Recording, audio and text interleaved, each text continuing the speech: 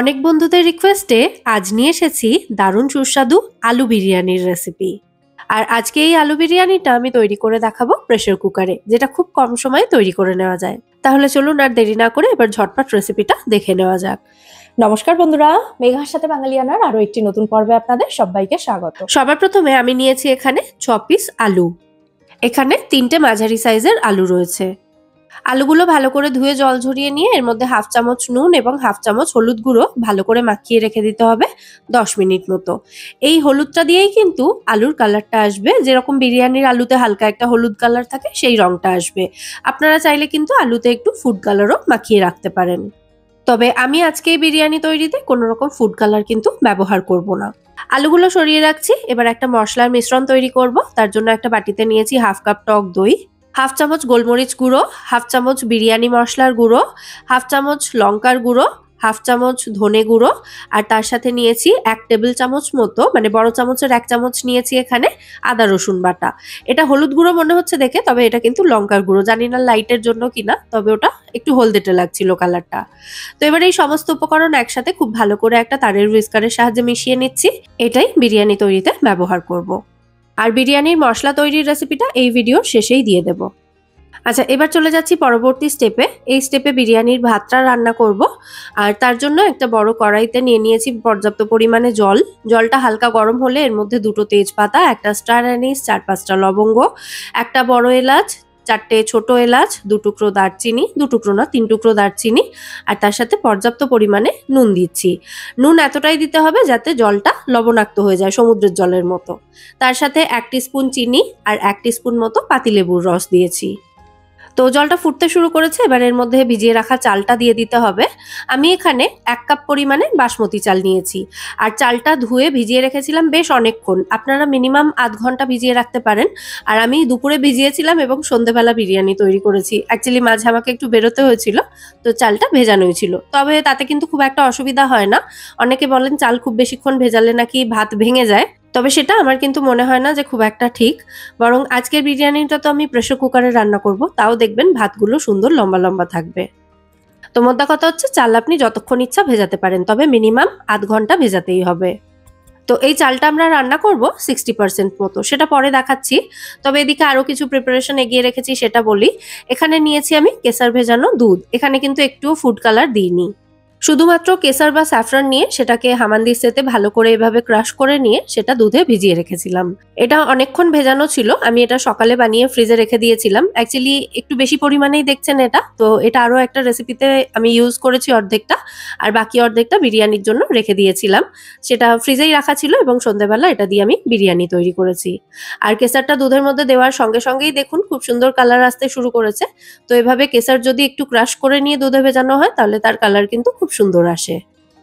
আচ্ছা, আবার ফেরত আসি বিরিয়ানির রেসিপিতে। তো এই কেসার ভেজানো দুধের মধ্যে দিয়ে দিচ্ছি আমি 1 টিস্পুন মতো কেওড়া জল, আর তার সাথেই দিয়ে দেব বিরিয়ানির মিঠা আতর 2 থেকে 3 ফোঁটা মতো। তারপর সবটা একসাথে ভালো করে একটু মিশিয়ে রেখে দেব। এটা বিরিয়ানিতে ব্যবহার করব। আর এদিকে এতক্ষণে আমাদের চালটাও ফুটতে ফুটতে মোটামুটি 60% মতো রেডি হয়ে গেছে। তো প্রেসার কুকার বিরিয়ানির জন্য কিন্তু 60% মতো চালটা ফোটানোই যথেষ্ট, কারণ এরপর প্রেসার কুকারে আরো কিছুক্ষণ ভাতটা রান্না হবে। তো এর বেশি যদি ভাতটা এখন রান্না করা হয় তাহলে কিন্তু মানে ফাইনালি বিরিয়ানি তৈরি হবে যখন, তখন দেখবেন ভাতটা গলে গেছে। আচ্ছা, দেখিয়ে দিই ভাতটা কিভাবে বুঝবেন, মানে অনেকে হয়তো দেখে বুঝতে পারবেন না। তো একটা ভাত হাতের মধ্যে নিয়ে একটু ভালো করে খেয়াল করলেই দেখবেন ভাতের মধ্যে কিছু কাটা কাটা মতো অংশ দেখা যাচ্ছে। আর ভাতটা হাতে নিয়ে একটু চাপ দিলেই দেখবেন ভাতটা কয়েকটা টুকরো হয়ে ভেঙে যাচ্ছে। এই দেখুন, ঠিক এইরকম। এরকমটা হলেই বুঝতে হবে ভাতটা কিন্তু হয়ে গেছে। তো এবার ভাতের জলটা ঝরিয়ে নিতে হবে। তো আমি ছাঁকনির ওপরেই দিয়ে দিচ্ছি, যেহেতু খুব বেশি চাল এখানে নেই, তো ছাঁকনির মধ্যেই কিন্তু এটা ধরে যাবে। আর যে পরিমাণ বিরিয়ানি আমি এখানে রান্না করছি সেটা দুজনের জন্য তো ভালোভাবেই হয়, তবে আমাদের 3 জনেরই হয়ে যায় এটা। চাল আমি এখানে মোটামুটি 250 গ্রাম মতো নিয়েছি। আচ্ছা, এইভাবে ভাতের জলটা ঝরিয়ে নিতে হবে। তো এই স্টেপটা থেকে আমি এবার চলে যাচ্ছি পরের স্টেপটাতে। একটা প্রেসার কুকার গ্যাসে বসিয়ে ভালো করে গরম করে নিয়েছি। এর মধ্যে দিয়ে দিচ্ছি 2 টেবিল চামচ পরিমাণে সাদা তেল। তো তেলটা গরম হয়ে গেলে এর মধ্যে আলুগুলো দিয়ে ভালো করে ভেজে নিতে হবে প্রথমে। আর আমরা তো জানি যে বিরিয়ানি বানানোতে বেরেস্তা বা ভাজা পেঁয়াজ হচ্ছে একটা অন্যতম প্রধান উপকরণ।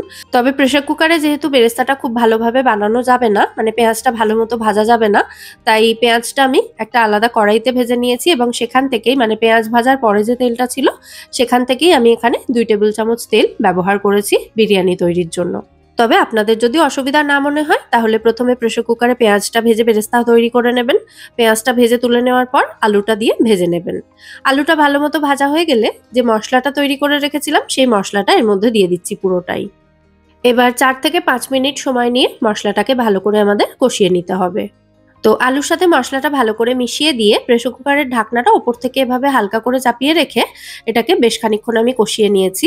আর মাঝে দিয়েছি এর মধ্যে নুন, কারণ মশলাটাতে তো নুন দেওয়া ছিল না, তবে আলুতে যেহেতু নুন হলুদ মাখিয়েই রাখা ছিল 10 মিনিট মতো, তাই এই সময় নুন কিন্তু খুব বেশি দেবেন না।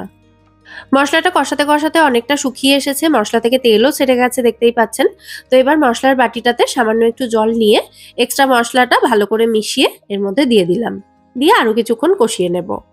আর কষানোর সময় প্রেসার কুকারের ঢাকনাটা এভাবে আলতো করে উপর থেকে চাপা দিয়ে এটাকে লো ফ্লেমে রেখে আমি কষিয়ে নিয়েছি। মোটামুটি 5-6 মিনিট মতো কষিয়েছি এবং এটুকুই যথেষ্ট। আর এই যে দেখছেন আলুতে একটু গ্রেভি এখনো রয়েছে, এটুকু কিন্তু থাকবে।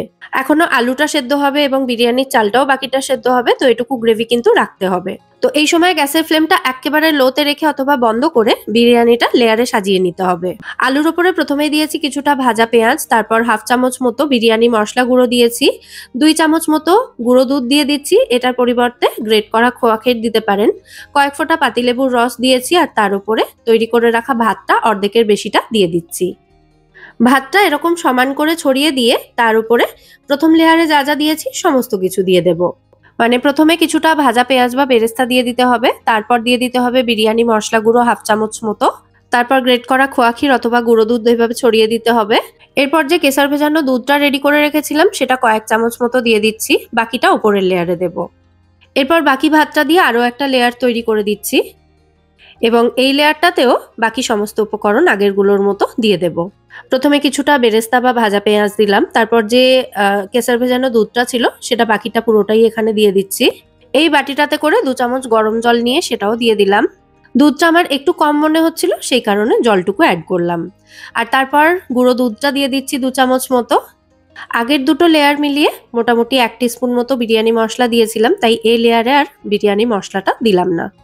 এবার প্রেসার কুকারের ঢাকনাটা বন্ধ করে মিডিয়াম ফ্লেমে একটা হুইসেল দিয়ে গ্যাসের ফ্লেমটা অফ করে দিতে হবে। তবে এক্ষুনি কিন্তু প্রেসার কুকারের ঢাকনা খোলা যাবে না, প্রথমে প্রেসার কুকারের ভেতর থেকে স্টিমটা বেরোতে দিতে হবে আপনা আপনি, মানে প্রেসার কুকারটা একটু ঠান্ডা হতে দিতে হবে। যখন দেখবেন প্রেসার কুকারের ভেতর থেকে সমস্ত প্রেসার বা স্টিমটা বেরিয়ে গেছে আপনা আপনি, তখন প্রেসার কুকারের ঢাকনাটা খুলতে হবে। আর তারপর দিয়ে দিতে হবে এর মধ্যে 1 চামচ মতো ঘি আর একটু বেশি পরিমাণেও আপনারা দিতে পারেন এখানে।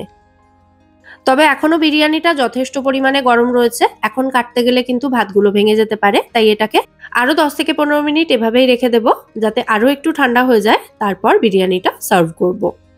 তো এই সময় ঢাকনাটাকে আর ভালো করে বন্ধ করছি না, ওপর থেকে জাস্ট এভাবে চাপিয়ে রাখলাম। তো আরো মোটামুটি 15 মিনিট মতো রাখার পর এবার আমাদের বিরিয়ানি কাটার জন্য একেবারে রেডি।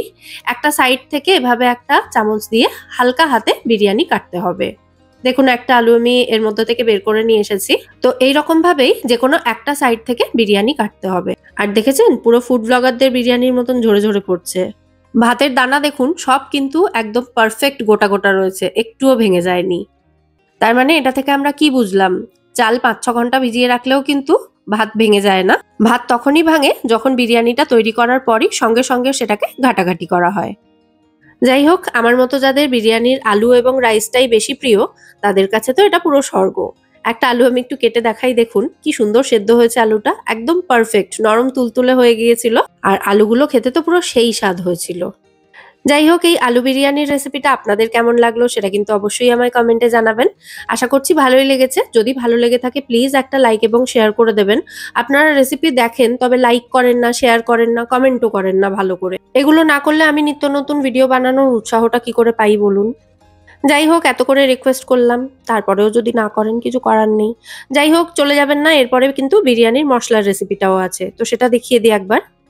কলকাতা বিরিয়ানির অ্যাকচুয়াল টেস্ট পেতে গেলে কিন্তু অবশ্যই বিরিয়ানি মশলা বাড়িতে বানিয়ে নিতে হবে। মশলাটা বানানোর জন্য শাহি জিরে এবং শাহি মরিচ মিলিয়ে নিয়েছি 1 টেবিল চামচ, তার সঙ্গে সামান্য একটু জায়ফল নিয়েছি। দেখুন এই যে সাইড থেকে একটুখানি কাটা এইটুকু অংশই নিয়েছি এখানে।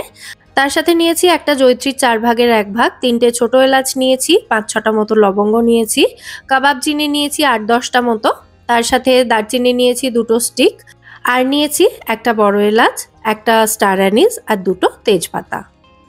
তেজপাতাগুলোকে এভাবে একটু ছিঁড়ে দিচ্ছি আর তার সাথে বড় এলাচটাকে এভাবে খুলে দিচ্ছি। আর আমার মনে হচ্ছিল ছোট এলাচ একটু কম আছে, তাই আরো 2টো ছোট এলাচ অ্যাড করলাম।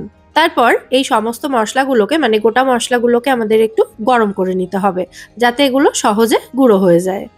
মশলাগুলোকে কিন্তু ড্রাই রোস্ট করব না, মানে খুব বেশিক্ষণ সময় নিয়ে এগুলোকে ভাজতে হবে না, জাস্ট একটু গরম হয়ে গেলেই নামিয়ে নিতে হবে এগুলোকে। সময় লাগবে জাস্ট 1 মিনিট মতো। মিডিয়াম ফ্লেমে 1 মিনিট নাড়াচাড়া করার পর এর মধ্যে সামান্য একটু শুকনো গোলাপের পাপড়ি অ্যাড করলাম, দিয়ে ভালো করে আবারও নাড়াচাড়া করে এবার এগুলোকে নামিয়ে নেব। নামিয়ে এগুলোকে আধ ভাঙা করে নিতে হবে। তো আমি এই মশলাগুলোকে একটা মিক্সার জারের মধ্যে দিয়ে দিচ্ছি। আপনারা চাইলে শিল নোড়াতেও অথবা হামানদিস্তাতেও এগুলোকে আধ ভাঙা করে নিতে পারেন। তো আজকের মতো এখানেই আমার কথাটি ফুরালো, নোটে গাছটি মুড়ালো। আবার দেখা হবে পরের পর্বে নতুন কোনো রেসিপির সাথে। সবাই সুস্থ থাকবেন, ভালো থাকবেন এবং সবাইকে খুব ভালো রাখবেন। নমস্কার।